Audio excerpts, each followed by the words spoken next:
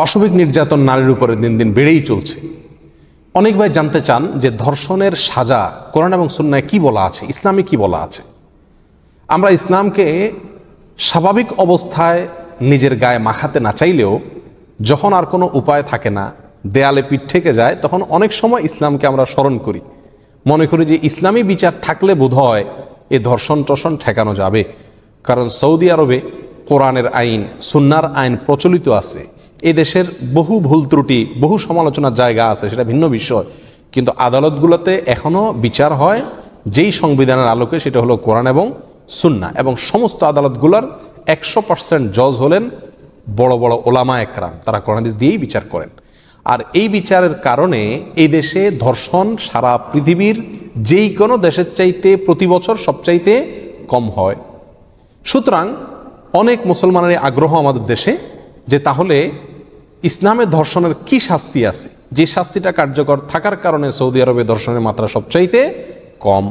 প্রিয় ভাইরা আমার, ইসলামে ধর্ষণের যে শাস্তি সেটা সাধারণ জেনার যে শাস্তি আছে সেই শাস্তির সাথে আরো প্লাস হবে কোনো কোনো ক্ষেত্রে। জেনার কি শাস্তি? জেনার শাস্তি হলো বিবাহিত নারী পুরুষ যদি জেনা করে তাহলে শরীয়তে তাদেরকে মৃত্যুদণ্ডের নির্দেশ করে রজমের মাধ্যমে। আর যদি জেনাকারী ব্যক্তি নারী এবং পুরুষ তারা যদি বিবাহিত বা বিবাহিতা না হয় তাহলে সেক্ষেত্রে তাদেরকে 100 বেত্রাঘাত করার শাস্তি ইসলামে রয়েছে। এবং সেই শাস্তি, জেনার যে শাস্তি, সে সম্পর্কে আল্লাহ বলেছেন ওয়ালিয়াশহাদ আযাবাহুমা তাইফাতুম মিনাল মুমিনিন, মুমিনদের একটা দল এই শাস্তি দেখবে, তাদের সামনে শাস্তি দেওয়া হবে যাতে অন্যরা সবাই সোজা হয়ে যায়, এখান থেকে শিক্ষা গ্রহণ করে, ভয় পায়। তো এটা হলো জেনার শাস্তি। যদি কেউ ধর্ষণ করে তাহলে এই শাস্তি কার্যকর হবে, প্লাস যোগ হবে ধর্ষণ করার সময় যদি সে ওই নারীকে অপহরণ করে থাকে এবং কোনো অবিচার করে থাকে, সেখানে ডাকাতি করে থাকে, অস্ত্র প্রদর্শন করে থাকে, এ ধরনের কোনো কিছু যুক্ত করে থাকে, তাহলে এটা ফাসাদ ফিল আরদ এর অন্তর্ভুক্ত। আর ফাসাদ ফিল আরদের শাস্তি কি?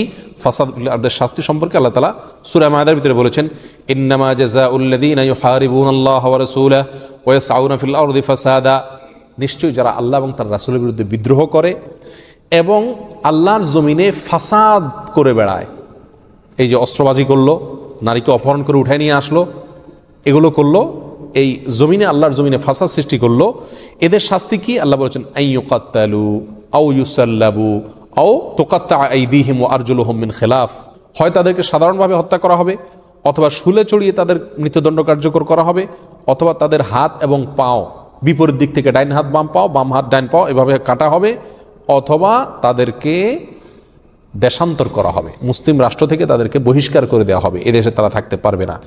এই আয়াতের আলোকে সৌদি আরবের সর্বোচ্চ ওলামা পরিষদ, যার প্রধান এবং নেতৃত্বে ছিলেন শেখ বিন বাজ রাহিমাহুল্লাহ, তারা সিদ্ধান্ত দিয়েছেন যদি কেউ কোনো নারীকে বা কোনো মানুষকে অপহরণ করে অস্ত্রের মুখে বলপূর্বক এবং তাকে তুলে নিয়ে যায়, তাহলে এটা ফাসাদ ফিল আরদের অন্তর্ভুক্ত হবে এবং এই আয়াতের শাস্তি তার জন্য কার্যকর হবে।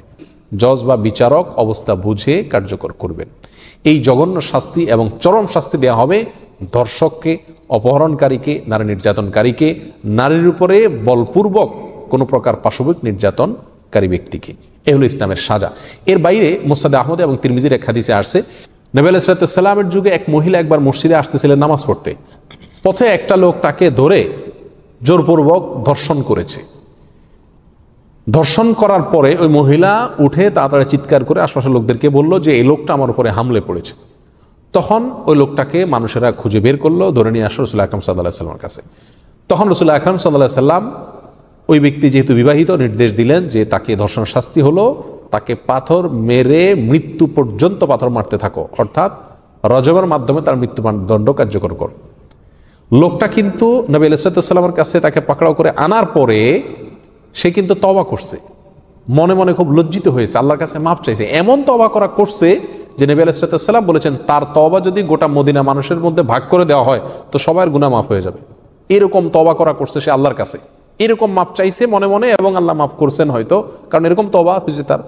তাহলে এরকম মাপের তওবা করার পরেও নবী আলাইহিস সালাম তার শাস্তি কার্যকর করতে ছাড়েন নাই, মৃত্যুদণ্ড ঠিকই কার্যকর করেছে। কেন? কারণ সে ধর্ষণ করছে। এই হলো ধর্ষণের শাস্তির সময়তে ভাই বন্ধুগণ।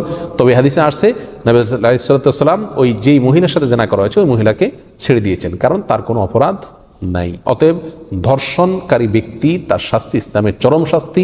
এই শাস্তি যদি কার্যকর করা হয় তাহলে ইনশাআল্লাহ ধর্ষণের মাত্রা অনেকখানি কমে যাবে।